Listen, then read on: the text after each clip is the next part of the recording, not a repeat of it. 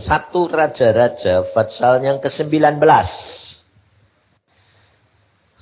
Raja-Raja pasal 19. Ayat yang pertama.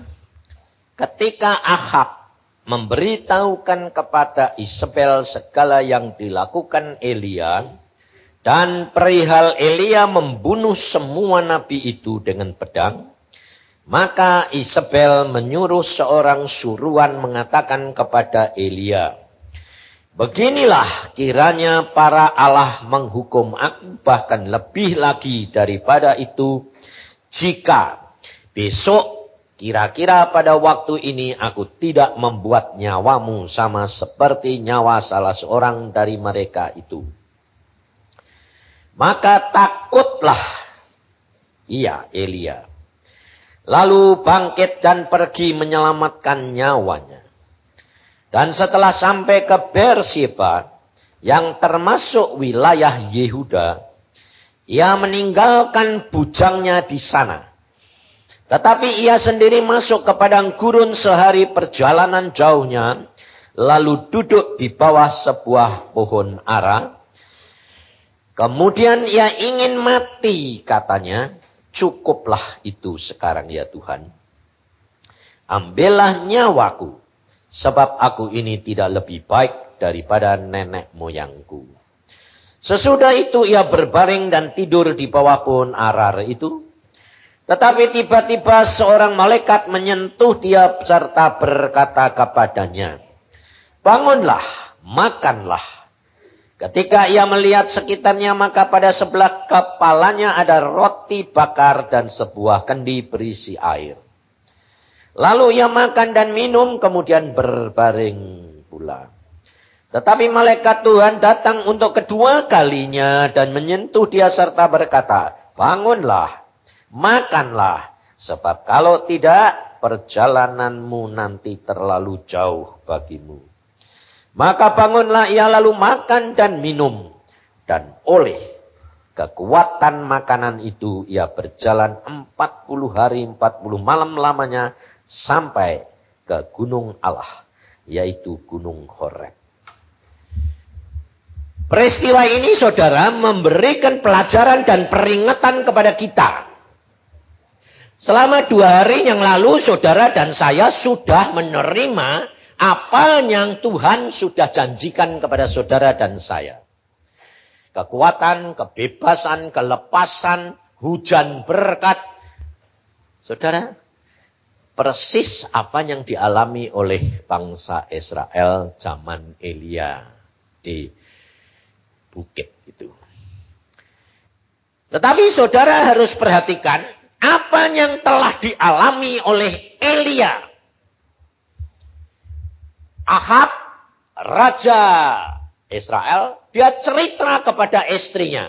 Nah, saudara, peristiwa terjadi di gunung itu, dan apa terjadi?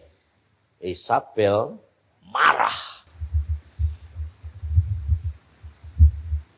Dan anehnya, saudara, Elia takut. Ini perhatikan, saudara. Kerap kali kita tidak menyadari mengapa kita menjadi anak Tuhan, menjadi orang Kristen, sudah mengalami perkara-perkara yang ajaib bersama dengan Tuhan, lama-lama anjlok lagi.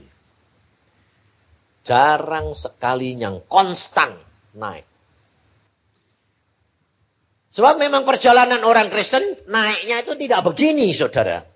Naiknya itu naik, turun, naik lagi, turun sedikit, naik lagi. Bukan gini.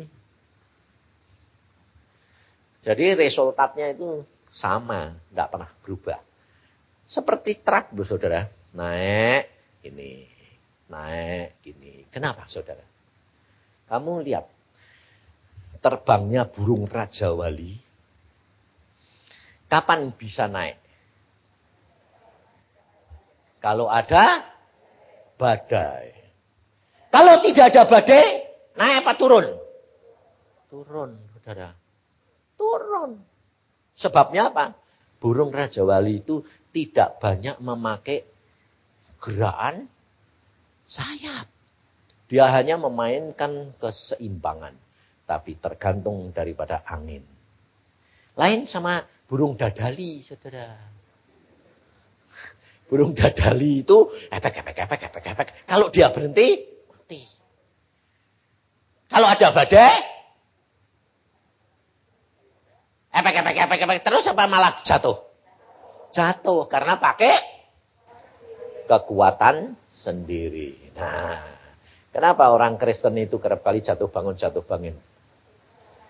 Nah, kenapa pakai kekuatan sendiri? Yang ngendalikan siapa? Ngerti, saudara? Maka dari itu, kalau engkau dan saya tidak benar-benar bergantung sama angin Roh Kudus, dan kamu pakai kekuatan sendiri, tidak akan sampai. Saudara dan saya cuma tinggal apa? Mengikuti. Oh, ini anginnya keras ke sini. Jangan lari. Saudara kerap kali paling senang apa? Menghindar. Ya toh? Maunya kalau ada masalah, lalu kamu doanya apa? Singkirin dong Tuhan. Belum sudah ketakutan. Nah itu masalah. Tidak pernah selesai, saudara. Tidak bisa. Justru masalah kamu harus punya pikiran apa? Ini kesempatan aku naik. Kalau tidak ditolong Tuhan pasti mati. Tapi ini kesempatan. Nah, maka dari itu saudara, kerap kali kita itu tidak mau menderita, tidak mau masalah. Jangan takut saudara dan saya di dalam dunia tidak akan dapat lari dari masalah sampai mati. Mati saja masih bawa masalah. Dikubur gimana? Sampai mati saja masih ribut. Dikubur apa dibakar ya Pak? Loh, aku bilang ngapain pusing-pusing. Mau mati kok belum pesan-pesan sudah ribut kayak begitu. Ngurusi jasad yang tidak ada artinya. Biar orang mati, biar diurus orang mati. Kata Tuhan Yesus. Saudara dan saya itu harus benar-benar belajar. Kalau saudara mengerti kerja Roh Kudus, dia anginnya keras, kamu naik. Badai keras, dia akan naik. Kenapa? Karena kamu peka, kamu bisa mengerti. Kapan datangnya, kapan akan tidak ada angin badai itu. Jangan kira kalau tidak ada angin badai itu lalu kamu hidup tenang, santai, hati-hati. Justru di tempat seperti itu, kamu bakal jatuh, gampang jatuh. Lihat Elia. Justru dia di atas gunung membuat mukjizat. Langit terbuka langsung hujan. 3,5 tahun tidak ada hujan. Langsung pada saat itu hujan. Elia mengikat dirinya lari ngebut. Kalah semuanya. 450 nabi-nabi mati semua. Kalah sama dia. Tapi saudara tahu. Setelah peristiwa begitu menakjubkan dan luar biasa. Perkataan Isabel membuat dia takut kebirit-birit. Bayangin. Nabi besar. Kayak Elia. Bahkan sampai akhirnya pun tidak ngalami mati. Dibawa ke surga. Kalah sama siapa? Ngerti kamu perempuan ini? Ngerti? Fungsimu luar biasa. Mulutmu ini luar biasa. Hanya karena perkataan Isabel saja sih. Nabi besar, kebirit-birit, ketakutan setengah mati. Minta mati lagi. Nah, jadi itu super negatif atau super positif? Negatif. Berarti kalau ada super negatif, ada super. Nah, kamu ini apa? Oh, amin. Maunya ya dah. Maunya lah ini loh saudara. Karena apa saudara? Karena apa perkataan perempuan ini begitu luar biasa? Kenapa? Karena dia seorang penolong. Demikian juga Roh Kudus disebut penolong. Dia luar biasa. Maka dari itu kalau saudara itu harus tahu. Kalau saudara mau tahu ketiga Allah Tritunggal itu, saudara akan pusing. Kalau saudara tidak ngerti. Tapi kita punya akal ini cuma sebatas kecil bakpo. Jadi tidak bisa untuk ngerti. Cuma kamu akan ngerti. Nah, saya kasih gambaran. Allah kita itu 3 tapi 1. 1 tapi. Jadi pribadinya berapa? 3 tapi. Nah, bagaimana bisa gitu? Bingung enggak? Bingung enggak? Jangan bingung. Karena gini, Roh Kudus itu 1 enggak? Tapi bisa masuk tempat kamu banyak enggak? Kenapa? Maha hadir. Seperti air, angin. Jadi, kamu napas toh? Kamu napas? Pakai apa? Udara toh? Udara toh? Tapi di sana, di luar ada udara enggak? Enggak pernah habis. Bisa dibagi-bagi enggak? Pinter ya dah. Lalu di dalam dunia roh, Roh Kudus itu punya bentuk pribadi. Nah, kadang-kadang seperti dilihat mata manusia seperti apa? Burung merpati. Kadang-kadang seperti api. Kadang-kadang seperti angin. Kadang-kadang seperti minyak. Kadang-kadang seperti air. Kadang-kadang seperti awan. Kadang-kadang seperti apa lagi? Pelita. Nah, jadi jangan batasi. Karena Roh Kudus ini bisa berubah-berubah tapi satu. Nah, ini begini. Contohnya begini. Ya, ini seperti saya. Ya toh? Saya pada waktu mati, ternyata jiwa sama roh saya ini keluar. Plus. Bentuknya sama dengan saya. Jadi pada waktu mati itu saya ngalami sendiri, saya tahu sendiri, makanya saya bisa cerita. Saya itu kalau khotbah, kalau nyeritain, itu bukan dasar pengertian, dah. Dasarnya pengalaman ngalami. Karena kalau saya itu dasarnya pengertian, saya pengajar. Saya bukan pengajar, saya nggak bisa ngajar. Saya sama Iin itu kalah. Saya kalau dengerin khotbahnya dia sampai kagum-kagum. Oh ya bisa gitu ya, hebat ya anakku ya. Bapaknya nggak bisa, bingung kan. Tapi dia memang pengajar. Loh. Sebaliknya Denny itu punya karunia penglihatan yang jelas kayak gitu. Kalau lihat setan apa itu, lihatnya itu bentuknya itu ya secara jasmani lihat. Aku gak bisa, aku ya kagum-kagum. Aku kok bisa sih nang? Tuhan kok yang nyuruh kok, yang ngasih kok. Ya wis, anugerah lah, puji Tuhan, kamu dapat. Nah karunia-karunia yang saya dapat, yang Denny dapat, Iin dapat semua itu belum tentu milik anak-anaknya. Saudara harus tahu. Jadi seperti karunia saya. Maunya saya kasih Iin, kasih Denny gitu toh. Ternyata dia dapat lebih gede. Nah, punya saya suruh ngasih siapa? Cucu saya.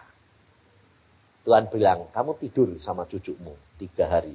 Salurkan, berikan dia. Loh. Cucu anak siapa? Anak Semi. Loh. Sebaliknya punya Denny, Tuhan bilang, bukan punya anakmu. Itu punya anak Iin, Stephen, si Dodo itu. Loh. Aku bilang, kok aneh-aneh sih Tuhan. Itu kan hakku, bukan milikmu. Jadi perhatikan saudara. Jadi belum tentu milik saya jatuh kepada anak saya. Belum tentu. Bisa jatuh kamu, bisa. Belum tentu itu haknya siapa? Tuhan. Maka dari itu saudara perhatikan. Nah, saya ini 1 toh, saya keluar. Loh, bentuknya kok sama sampai saya. Sampai aku bilang gini, loh kok persis? Loh, saya 2. Padahal saya 1 apa 2? 1. Tapi ada yang bentuk lain, ada yang bentuk jasmani. Nah, saudara tahu Allah itu 1.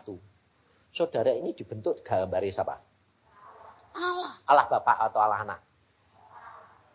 Ayo, Allah Bapa. Nah, Yesus itu gambar siapa? Bapa. Persis kamu enggak? Persis. Ya toh? punya hidung, punya mata ini 2, enggak 3 gitu toh, sama toh. Ngerti enggak? Nah, Allah itu satu. Nah, ada ayat bilang gini enggak?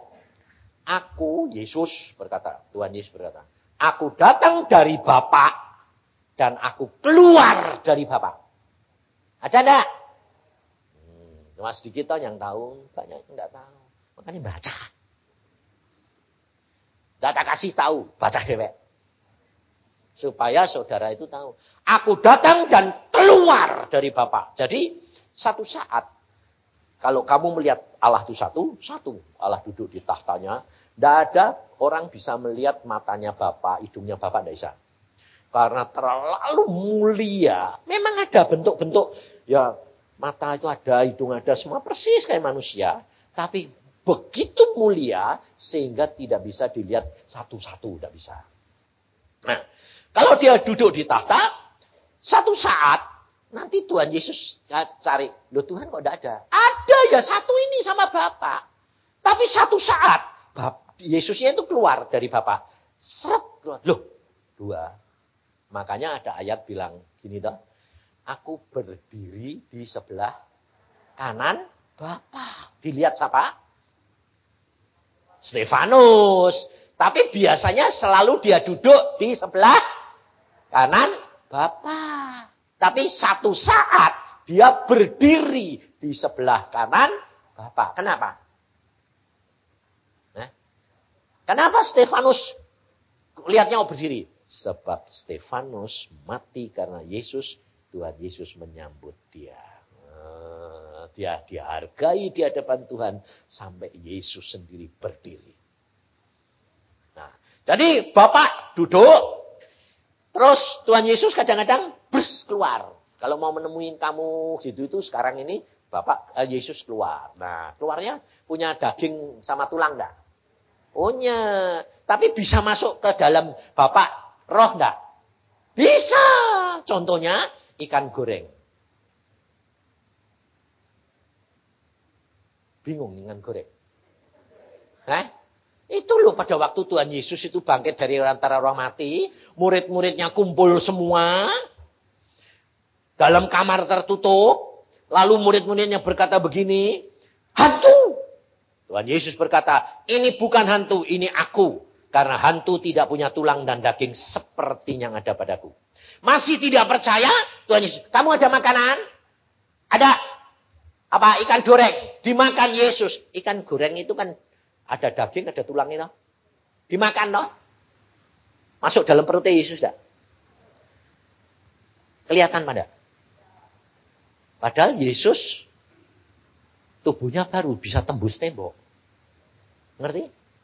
Tapi ikan gorengnya waktu masuk dalam perutnya kelihatan enggak?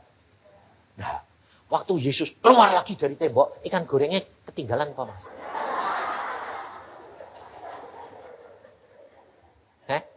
Loh, waktu Yesus keluar lagi tembus tembok, ikan gorengnya ikut Yesus atau ketinggalan mak keplok? Karena dia daging biasa. Ikut pada? Ikut. Nah, itu Yesus itu punya tulang dan daging.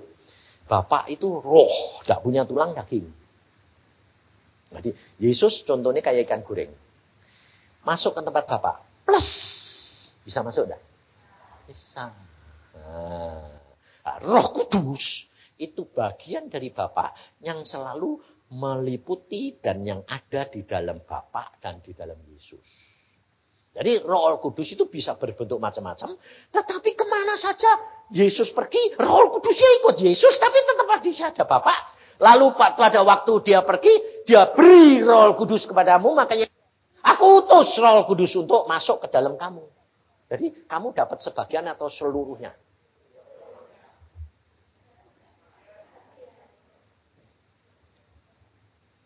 Dapat sebagian atau seluruhnya? Jangan kebesaran perasaan.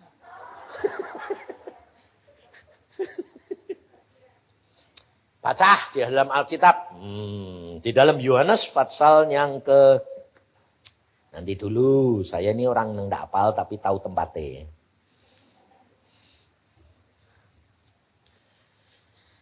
Roh Kudus Yohanes 3 ayat yang ke-34.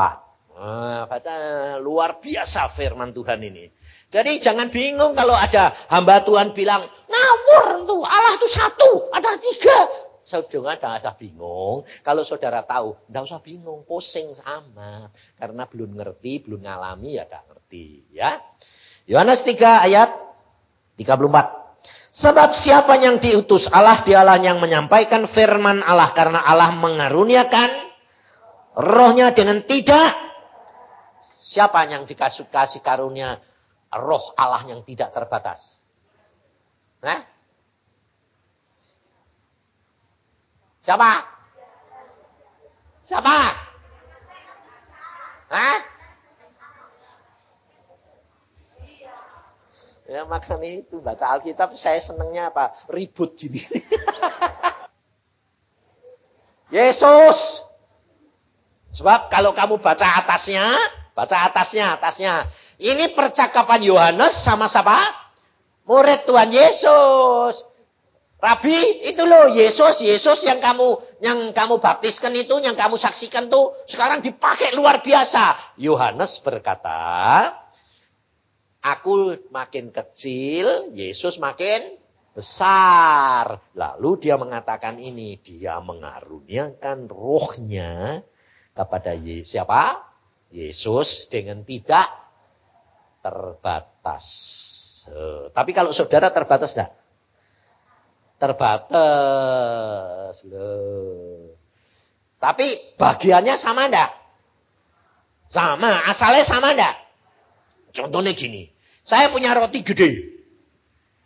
Saya kasih kamu segigitan. Ada yang bilang, Pak, saya minta sangat gede. Nah, ya nah. Itu rotinya sama enggak? Tapi bagiannya lain-lain, sama dengan saudara. Rohnya sama, Roh Kudus yang ada di dalam diri saudara dan yang ada di dalam Yesus. Tapi beda enggak? Beda. Beda apanya? Gedenya sama kecil. Bahannya semua sama, tapi beda. Nah, lalu saya tanya, Yesus sama Bapa sama Roh Kudus, yang beda apanya?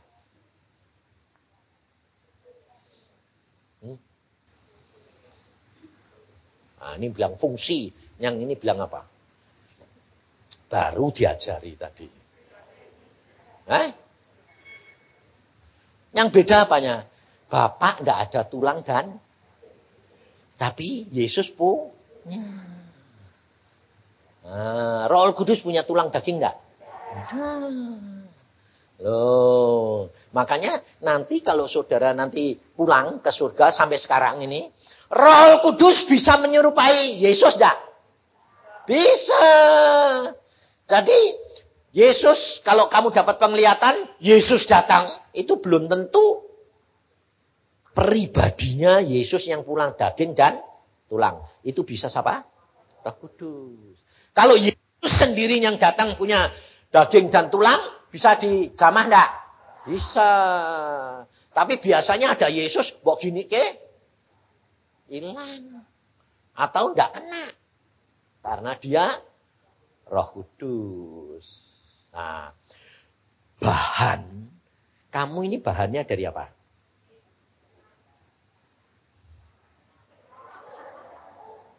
Kok daging dan darah? Wong bahan no. Dari debu. Tapi bahannya Yesus dari mana?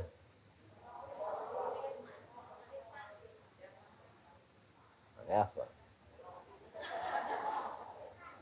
Bahannya Yesus 2. Ada yang dari debu.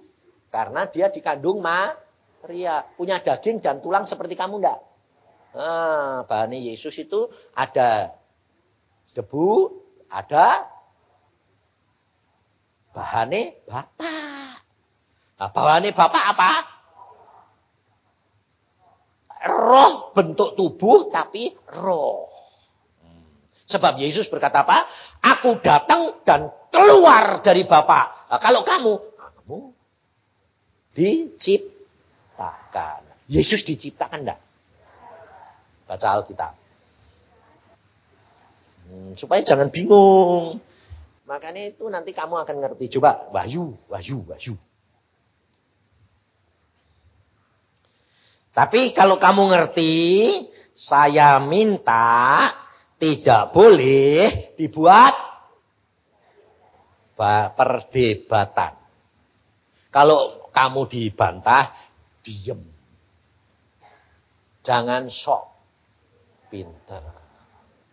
Sebab keminter Tuhan ndak seneng. Wahyu 3 ayat 14. Ayo. Dan tuliskanlah kepada malaikat jemaat di Laodikia. Inilah firman dari Amin. Saksi yang setia dan benar. Permulaan dari ciptaan. Jadi Allah dicipta enggak? Yesus dicipta enggak? Hah? Nah, betul enggak? Saudara tahu. Karena dia punya bahan dua toh. Bahan debu dan bahan roh. Nah, yang ditulis di sini permulaan ciptaan itu bukan bahan debu. Itu bahan roh. Nah, lalu bagaimana keluarnya? Aku keluar dari Bapa. Saudara tahu? Kalau amuba itu kembangnya bagaimana? Manake bagaimana? Dagingnya cetut, blum. Nah, bahannya sama persis dah. Sama. Kamu sama bapakmu persis dah bahannya. Ayo tak tanyai saya. Kamu sama bapakmu bahannya sama enggak? Beda. Kenapa? Karena ada ibumu. Oh, saudara dan saya itu ada ibune. Bapak ibu, mosok jadi dewean ana bapake to. Enggak bisa toh. Bapake mana? Enggak ada. Ibune mana dewek? Ada Yesus. Tapi bahannya saudara itu sama bapakmu sama enggak? Kamu adalah terjadi dari dua bahan. Bahannya papa sama makanya watakmu. Watake bapak apaan mama? Campuran. Kalau banyak bapake, ya modelnya kayak bapake. Kalau banyak ibune, modelnya kayak ibune. Tek setengah-setengah. Ya kadang-kadang sana. Ngerti saudara? Nah, sekarang Yesus itu bahannya, dia pada waktu keluar dari Bapa, diciptakan Bapa. Itu karena Bapa itu yang mula-mula, dia tidak punya nama, aku adalah aku, tidak ada yang ngasih nama. Dia yang permulaan. Nah, setiap bangsa manggil dia punya bahasanya sendiri-sendiri. Nah, dia pada waktu sendirian itu, dunia belum ada, setan belum ada, sembarang belum ada. Yesusnya itu, Bapak itu nyari teman, jadi badannya sendiri dikeluarin terus jadi Yesus. Dia jadi anak yang main-main di pangkuannya Bapak. Nah, ngerti? Dan dia anak kesayangan. Nah, di dalam Amsal 8, coba baca.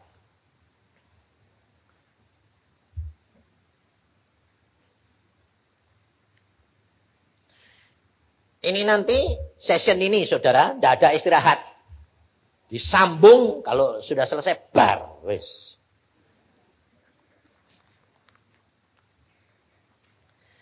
Dalam Amsal 8 ayat 30, aku kata Amsal ini sebetulnya yang disebut aku ini hikmat. Hikmat ini Yesus. Aku adalah sertanya sebagai anak kesayangan. Setiap hari aku menjadi kesenangannya dan senantiasa bermain-main di hadapannya. Aku bermain-main di atas muka buminya dan anak-anak manusia menjadi kesenanganku. Kenapa saudara dan saya menjadi kesenangannya Yesus? Karena Yesus bakalnya turun ke dalam dunia pakai daging dan tulangmu. Sama. Jadi saudara sama Yesus nanti jadi kekasihnya. Enak loh? Makanya luar biasa Tuhan itu. Kalau saudara dan saya membaca firman Tuhan, belajar, maka engkau akan melihat dibuka. Kamu tidak akan bingung. Jadi Allah itu satu, ya. Karena memang Bapa satu. Tapi bisa tiga, bisa. Tapi kadang-kadang, jadi kalau nanti di surga itu begini, saudara. Lalu tiga terus, enggak. Ya, satu, tiga, satu gitu, saudara. Nanti di surga itu Bapak itu luar biasa. Lalu tiga terus, enggak. Ya, satu, tiga, satu gitu, saudara. Nanti di surga itu Bapak itu luar biasa. Dia kalau gerak sedikit saja, malaikat mental semuanya. Dia itu luar biasa, dia penciptanya luar biasa. Gerak sedikit saja, mental semua, saudara. Makanya yang keluar ini Yesus, yang ngatur semua itu Yesus. Dan kalau Yesus itu nanti nemuin saudara jalan-jalan, dia lihat semua itu, semua nyembah dia, muji dia itu enggak kayak Bapak dong. Gerak sedikit mental semua, kabur nanti. Dah. Sayang, dia sayang, merangkul, gurau. Tuhan Yesus itu. Jadi saudara nanti itu senang setengah mati di sana. Nah, Roh Kudus itu kadang-kadang keluar dari Bapak itu terus seperti pelita, 7 pelita yang keliling mengawasi, merekam apa yang terjadi di dalam perbuatan di dalam dunia ini. Semua direkam oleh Roh Kudus. Makanya Allah itu maha tahu, kenapa? Karena semua terekam. Pada waktu Allah kepengen lihat, semua kelihatan. Yang rekam dari permulaan sampai nanti akhir zaman, Roh Kudus. Sebab saya bilang, loh Tuhan, kalau engkau maha tahu seperti pengertian kita yang salah, setiap hari berarti kamu lihat kotoran najis gitu Tuhan. Oh enggak, Tuhan bilang, yang najis aku enggak mau lihat. Contohnya apa? Pada waktu aku memimpin bangsa Israel, dengan tiang awan, tiang api, ya toh? Berarti Allah hadir di situ setiap hari enggak? Kenapa bangsa Israel suruh bawa sekop kecil? Suruh apa? Nutupi tinjanya. Kalau kamu habis tutup. Kenapa? Karena bapakmu tiap hari lewat nanti kepenyek-penyek. Ada ayatnya, saudara. Lah, kalau maha tahu langsung meskipun ditutupi lihat enggak? Hah? Kalau dia mau lihat kelihatan, kalau enggak mau lihat ya jangan lihat. Lah lihat terus ditutupi ya percuma toh. Ngerti enggak? Itu Allahmu luar biasanya di situ. Kalau kamu tahu begitu, saudara tidak akan kecewa. Kenapa? Karena apapun sudah direkam. Perlunya kamu berdoa, mengingatkan Bapak. Kalau Bapak ingat, kamu sembahyang. Surat fakmu masuk, sembahyang. Dilihat sama Tuhan Yesus. Lah, kalau ngelihat Tuhan Yesus itu baca, itu tidak seperti saudara dan saya gini. Baca segini, ayatnya kadang-kadang sejam tidak habis. Enggak. Di sana itu demikian set gitu ah. Seluruh isi surat itu terbaca. Dan ngerti. Saya ngalami sendiri tahunya gini. Loh Tuhan, engkau kok enggak bacain? Sudah, Tuhan bilang. Aku demikian masuk ini, saya lihat ini tak bacain semua. Loh, lah kok baca kok cepet kayak gitu? Terus Tuhan bilang, kamu alami. Nah, terus dia berdiri, dia pergi. Tuhan bilang, kamu duduk di kursiku. Saya duduk. Nah, saya lihat surat-surat. Loh, lah kok langsung? Demikian saya duduk di kursinya dia. Lihat gini. Oh, ini surat yang harus ditunda. Oh, ini yang harus ditandatangani. Oh, ini tolak. Enggak usah dibaca satu-satu, enggak usah. Cuma, Saking kesengsemnya, saya duduk terus. Saya lihat doa nih orang dunia. Waduh ini apa? Ini doa apa? Ini. Tuhan ini sudah berdiri di samping saya gini. Tuhan, luar biasa. Hebat. Ini loh Tuhan yang segera tanda tangan ini ditolak Tuhan. Ini dibuang. Yang buang ya sudah buang. Loh, Tuhan belum lihat. Aku sudah lihat. Kamu kan sudah lihat ini perlu dibuang. Buang aja. Tapi karena saya kesengsem, saya duduk terus. Hebat ya. Ini Tuhan. Tuhan ini enggak bilang gini. Ayo cepat kamu berdiri, ini mau tanda-tanda tidak. Dia mesem gini. Iya. Hebat ya Tuhan. Tapi pikir kok mesem kok hamba. Sadar saya, lah tempat duduknya tak duduk. Lah ya ada nenek. Terus saya bilang, oh maaf. Silakan duduk Tuhan. Tuhan jawab apa? Baik, kalau kamu ngerti. Nangis aku saudara. Tuhan, engkau kok lembut, engkau kok rendah hati. Tidak pernah marah kayak salah gitu. Aku ngerti engkau itu daging terbatas. Kamu sedang di sini sedang kesengsem, senengnya setengah mati. Baru lihat ini saja sudah setengah mati senengnya, tidak habis-habis. Apalagi kamu nanti lihat kerajaanku, saudara. Luar biasa. Makanya saya terus terang saudara, saya itu kalau cepat-cepat minta pulang itu bukan karena karena apa? Lelah, capek, enggak. Karena apa?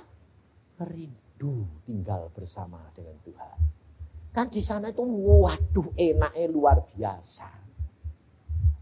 Tapi Tuhan berkata, kamu selesaikan yang di dunia. Waktu saya umur 60, Tuhan berkata, sudah selesai. Wah saya senangnya setengah mati. Puji Tuhan, sudah selesai. Tuhan bilang, aku mau kamu tambah. Loh, kan targetku cuma 12 Tuhan. Iya, kamu lulus dan kamu sudah menyelesaikannya dengan baik. Karena kalau kamu melakukan pekerjaanku dengan segenap hati, segenap pikiran, dan kekuatan. Saya tak tahu dulunya bagaimana saya bisa sampai. Tuhan berkata, setiap pekerjaan yang aku berikan kamu di dunia, baik ibu-ibu masak, baik ibu-ibu jadi ibu rumah tangga, lakukan dengan segenap hati. Baik kamu menjadi suami atau menjadi istri, lakukan dengan segenap hati. Itu pekerjaan Tuhan. Jangan nuntut. Engkau akan melihat kemuliaan Tuhan. Selesai. Kalau selesai Tuhan berkata apa? Aku mau kasih kamu bonus. Dengan cara apa? Naik ke tingkat lebih tinggi.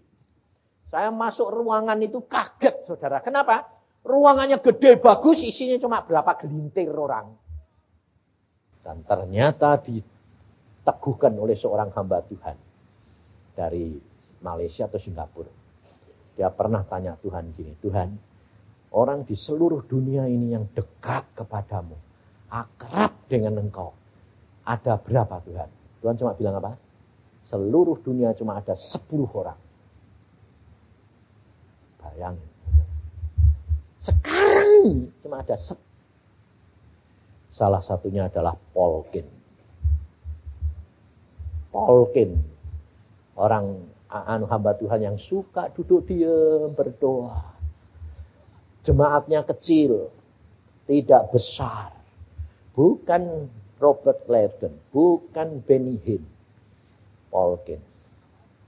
Seorang hamba Tuhan nabi, tapi banyak duduk diam. Kalau Tuhan berkata pergi, pergi. Kalau Tuhan berkata duduk, duduk, saudara. Lalu dia berkata, oh salah satunya, apa lagi Tuhan? Ini. Terus di Asia ada enggak? Ada. Tapi Tuhan dia enggak berani nyebut sapanya. Ada 10, cuma 10 orang yang paling dekat dengan aku. Saudara tahu? Kita kerap kali tidak tahu. Tapi saudara dan saya punya hak yang sama. Kasihnya Tuhan sama. Jangan lihat orang lain. Mungkin dia lebih dekat. Dia dipakai Tuhan dengan luar biasa. Dengan karunia luar biasa. Belum tentu menyenangkan hatinya Tuhan. Dia hanya melakukan pekerjaan Tuhan. Tapi yang saudara dan saya harus apa? Menyenangkan hatinya Tuhan. Melakukan kehendak Tuhan. Bukan kehendak kita. Maka dari itu saudara harus belajar. Sebab saudara dan saya tahu. Seperti Elia begitu dipakai Tuhan luar biasa. Pada waktu roh, karunia, kuasa Allah diangkat. Elia manusia biasa seperti saudara dan saya takut terhadap perkataan Isabel. Takut. Saudara tahu? Elia lari. Di mana kuasa Elia? Di mana kekuatan yang sudah diterima Elia? Di mana kemampuan Elia? Semua itu bukan milik Elia. Itu miliknya Yesus. Maka dari itu saudara, jangan kaget. Pak, saya ini kadang-kadang kok menggebu-gebu Pak. Itu karena karya Roh Kudus. Tapi kadang-kadang kok habis Pak, seperti ditinggalkan. Karena kamu sedang diuji seperti Elia. Maka kalau ada roh, ada ketakutan di dalam diri kamu, saudara harus sadar. Itu persis seperti Elia. Roh sedang diangkat. Kenapa? Buat apa? Mengapa Roh Kudus tidak mau terus sama kita? Kadang-kadang kenapa aku dibiarkan sendiri? Karena Tuhan mau ngajar bahwa kamu tidak dapat berbuat apa-apa di luar aku, kata Tuhan. Di dalam Yohanes 15. Dalam Yohanes 15 dikatakan, di luar aku, kamu tidak dapat berbuat apa-apa. Saudara perhatikan. Ayat-ayat yang seperti itu sangat menolong kita. Yohanes 15 ayat 5. Akulah pokok anggur dan kamulah ranting-rantingnya. Barang siapa tinggal di dalam aku dan aku di dalam dia, ia berbuah banyak. Sebab di luar aku, kamu tidak dapat berbuat apa-apa. Jadi ada dua hal saudara dan saya harus perhatikan. Jikalau kamu tinggal di dalam aku, dan aku di dalam kamu, jadi sementara Roh Kudus ada di dalam saudara, kamu kuat. Tapi kalau kamu tinggal di luar aku,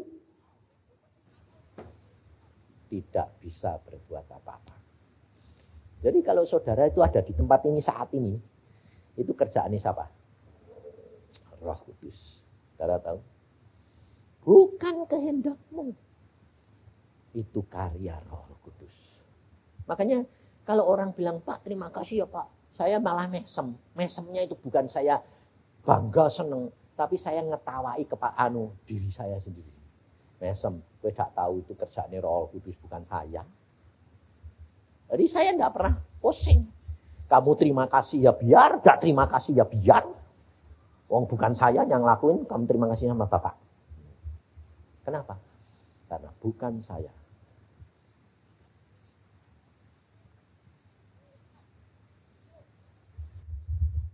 Dia yang melakukan di dalam saya, bukan saya. Yang penting adalah saudara dan saya ada di dalam jalur yang benar. Sebab demikian roh ini menjauhkan diri sedikit, langsung terjadi apa? Ketakutan. Ini perhatikan. Jadi kalau saudara dalam situasi kayak apapun mulai takut, mulai khawatir, hati-hati. Itu kamu harus langsung ngomong sama jiwamu. Awas. Persis Elia. Ini persis Elia. Nah, lalu apa yang harus dilakukan? Hah? Ayo sekarang. Ya toh. Jalan keluarnya ini saudara harus tahu. Dan ini yang menjadi kunci. Supaya saudara dan saya tetap di jalurnya Tuhan. Nah, ketakutan ini kalau saudara tidak bisa keluar, makan waktu lama. Perhatikan, Elia harus bayar harganya berjalan. Tidak makan, tidak minum. Berapa? 40 hari, 40 malam. Bayarnya mahal, saudara. Untuk apa? Untuk ketemu Allah. Di Gunung Horeb. 40 hari, 40 malam. Harus berjalan. Tak makan, tak minum. Bayarnya mahal, saudara. Tapi kalau saudara dan saya tahu, saudara tidak usah bayar mahal. Peka. Waspada. Jadi kalau sudah mulai ada ketakutan, langsung datang di bawah kaki Tuhan. Kamu katakan, Tuhan, Aku butuh engkau. Ini ketakutan datang, berarti ada sesuatu yang engkau biarkan supaya aku tahu bahwa aku perlu engkau. Lalu apa? Apa yang saudara dan saya perlukan? Untuk punya kekuatan membayar harga waktu itu. Apa? Makan roti dan minum air yang disediakan Tuhan. Malaikat itu nyediain kan, bukan alien yang nyediain. Roti hidup firman, Yesus, dan air kehidupan Roh Kudus. Dua ini yang kau perlukan. Kau datang, masuk, datang, ngomong. Kalau kamu sedang masak, ngomong, Tuhan aku butuh engkau. Lalu firman Tuhan, ingat kembali. Ingat. Kata-kata iman, masukkan. Roti, hidup. Lalu minta pertolongan Roh Kudus. Tuhan Roh Kudus engkau penolongku. Tolong aku. Makan. Lepas. Nah, saudara tahu? Makannya Elia makannya berapa kali? 2 kali. Berarti, kalau kamu di dalam rasa ketakutan, baca firman lebih banyak. Berdoa lebih banyak. Sehingga akhirnya saudara banyak diem diri. Kerap kali saudara di dalam kesulitan, mamanya keuangan, kesehatan, malas tambah malas, susah berdoa. Salah. Double makannya roti dan air. Kehidupan. Duduk diam. Bukan duduk diam itu tidak menyelesaikan masalah. Justru di situ mempersingkat waktu dan menyelesaikan masalah. Tapi pikiran kita kerap kali apa? Mau berbuat sendiri. Cari jalan sendiri. Caranya sendiri. Malah tidak karu-karuan. Enak itu pokoknya nurut Tuhan. Dan kamu waspada. Sangkal diri. Sebab pada waktu kamu di dalam ketakutan. Oh itu waduh. Saudara kerap kali terus larinya apa? Cari tolong siapa? Hamba Tuhan. Itu. Saudara lari dulu sendiri kepada Yesus dan Roh Kudus. Nanti kalau Tuhan berkata, itu perlu hamba Tuhan itu. Manusia yang lain nolong. Saudara akan ditolong. Gak usah takut. Karena Tuhan tuh lebih tahu saudara. Ada seorang hamba Tuhan. Ya baru bertobat.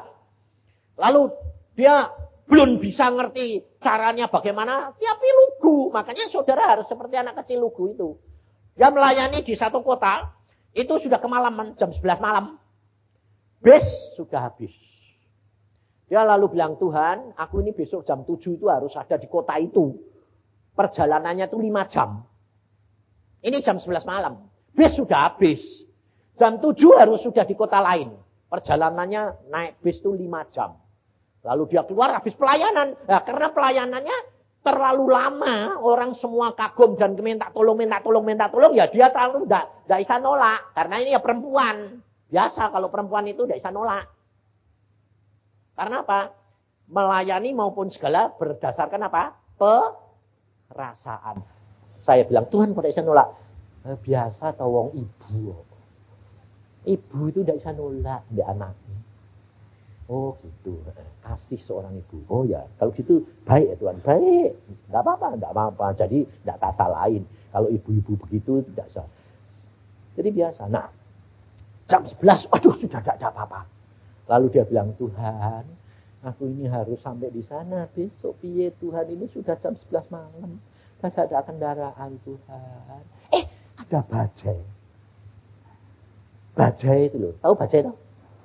Yang itu satu orang penumpangnya ya 2 orang teman. Gitu terus.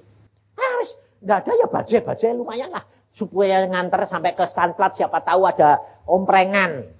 Jadi dia stop turun. Tolong ya Pak, antar saya ke Stanplat. Bapak bilang gini. Mau pergi kemana? Wong Stanplat juga sudah kosong. Loh, saya itu harus sampai ke kota itu, Pak. Lah ya sudah, tahu tak antar aku. Dia melongok. Lah pakai bis saja 5 jam. Pakai budget. Itu. Nggak sampai. Ya toh. Oh budget larinya kan. Kerek. Tapi dia bilang lumayan daripada nurut aja dia masuk. Ya antara apa? Budgetnya ngebut. Saudara tahu? Jam 2 sudah tiba di tempat. Dia kaget. Ini sudah di kota itu. Kamu tidur di mana di sana? Ya, waduh, loh, baja ini kok bisa ngebut, Pak? Lalu dia bilang, ini bukan baja biasa. Dari mana, Pak? Kamu kenalkan aku. Aku ini Petrus.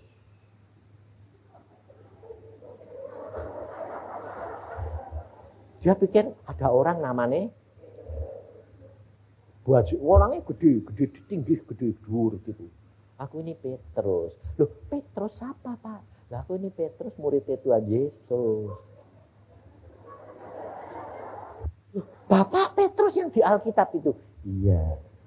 Aku diutus Tuhan nganter kamu.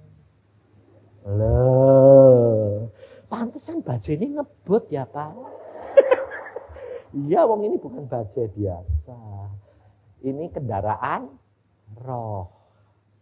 Oh, terima kasih ya Pak Petrus. Hilang. Bajanya hilang, Petrusnya hilang. Jangan pergi lagi ya, dadah.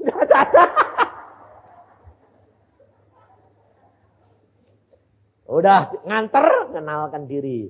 Aku ini Petrus. Saudara tahu? Petrus murid kepala Tuhan Yesus. Diutus ke dalam dunia untuk mengantar anak-anaknya. Alkitab berkata, Paulus berkata, siapa tahu kamu memberi tumpangan kepada malaikat-malaikat. Ini satu fakta. Ini bukan teori. Ini bukan khayalan. Bukan penglihatan. Dia mengatakan, aku ngalami sendiri. Daging. Aku duduk di baja itu, goncang setengah mati. Tapi ngebut cepat, tahu-tahu sudah sampai keluar Petrus. Salaman. Saudara, Roh Kudus mengawasi kamu. Dan setiap perkataanmu doa. Ini perempuan ini doa tidak masuk kamar. Di tengah jalan, tengah malam, sendiri. Dia bilang, Tuhan, aku harus sampai sana. Aku tidak mau mengecewakan anak-anakmu di sana. Tuhan berkata, pergi. Satu orang petani, saudara, bawa sapi. Pergi ke kereta api. Pak, kereta apinya sudah berangkat, Pak. Ketinggalan. Loh, aku ini mesti nganter sapi ini sampai di kota itu. Besok saya didenda ini, marah tuan saya. Nah, tapi tidak ada, Pak, kereta api. Nah, sudah tidur dia di stasiun. Capek toh jalan, sudah. Dia bilang, Tuhan, aku lelah. Aku tidak bisa menyampaikan ini. Ini pekerjaanku. Aku mengecewakan Tuanku. Aku mengecewakan mereka. Ampuni ya Tuhan. Aku bisa jalan. Aku naik sapi di jalan itu ya sama kok Tuhan. Kak naik ya sapi ini jalan ya kletuk sama. Jadi tidak bisa cepat, saudara tahu. Dia kelelahan tidur. Bangun pagi siapa tahu ada kereta api. Dia balik lagi saudara. Pak mau pergi ke kota itu. Kepala stasiunnya orang stasiun bingung. Kamu mau kemana? Mau ke kota ini. Ya ini kota itu. Loh Pak, aku ini dari sini mau ke sana. Lah kamu ini di mana? Ya di kota yang saya asalnya. Nggak, ini kota di mana kamu mau tuju. Masa? Tulisannya kota itu, saudara. Dia bilang, loh, aku sudah di sini. Loh, saya ini sudah datang ya, sudah tahu nganterin sapi nih. Saudara tahu? Ya sedang tidur. Digotong Tuhan sampai apa ndak itu tidur di hadirat Allah? Ngerti saudara? Bagi Tuhan tidak ada barang yang mustahil. Jangan batasi kuasa Allah. Yang Tuhan mau saudara dan saya melakukan, belajari Alkitab. Lakukan bagianmu. Waspada. Karena Tuhan berkata, aku memilih satu. Kalau ada 2 syukur, kalau ada 3, 4. Penjaga di menara. Untuk menyelamatkan keluarganya. Saudara tahu, saudara dipilih. Jangan membatasi, aku tidak punya apa-apa. Aku tidak punya kemampuan apa-apa. Di dalam Yesus, Dia sanggup menolong kau dan saya. Tidak ada yang mustahil. Kalau ada badai, kamu tinggal berteriak. Tuhan tolong aku. Hadapi, gerakan, jalan aja. Naik ke tempat yang lebih tinggi. Nah, bersama dengan Tuhan, kau pasti kuat. Mampu. Karena Dia Allah yang maha kuasa. Saudara mau dipakai Tuhan? Saudara mau menjadi pendoa buat keluargamu? Kamu mau pikul salib? Nah, begitu dong. Mau. Karena itu, kalau kamu pikul salib saudaramu, salibmu dipikul Yesus. Dan kamu akan selesai semua yang bawa. Sehingga nanti kamu pulang ke surga. Saudara, nanti banyak yang nyambut. Nanti berkata, terima kasih ya. Kamu dulu yang mengingatkan aku. Kamu, waduh luar biasa. Saudara, kita akan bersuka cita. Karena kita melakukan bagian kita, bukan melakukan bagiannya orang lain. Dan nama Tuhan dimuliakan. Amin. Mari kita berdoa.